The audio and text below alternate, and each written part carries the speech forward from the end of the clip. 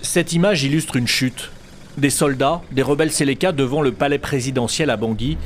Nous sommes en 2013, la rébellion a marché sur la capitale. François Bozizé n'est plus là, chassé du pouvoir. Il vient de passer 10 ans comme président, il retourne en exil. D'abord ici en urgence, dans l'hôtel Hilton de Yaoundé, première étape d'une déchéance relative. Bozizé, ici à droite, restera plus longtemps à Kampala, aux côtés de son ami Museveni.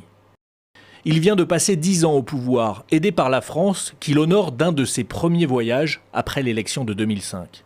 Cette visite représente à coup sûr un grand moment de sa carrière. Lui, le général, putschiste en échec par 2 fois, puis putschiste victorieux en 2003.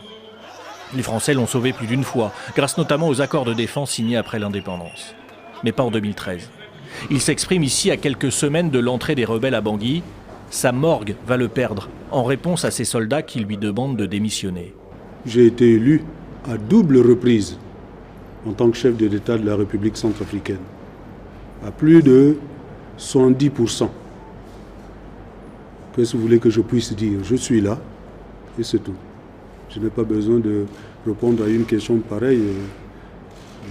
Ce sont dehors la loi et c'est normal qu'ils posent de pareilles questions. Les Séléka vont avancer donc et font chuter son régime. S'en suivront des mois de guerre et un pays aux abois. Les sanctions tombent sur Bozizé, elles sont toujours en vigueur. Mandat d'arrêt international, gel des avoirs, interdiction de voyager.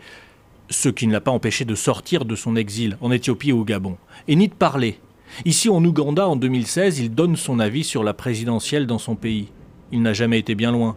Et il se positionne plus clairement, aidé de son parti depuis cet été. Sa cible paraît claire, la présidentielle centrafricaine, prévue en décembre 2020.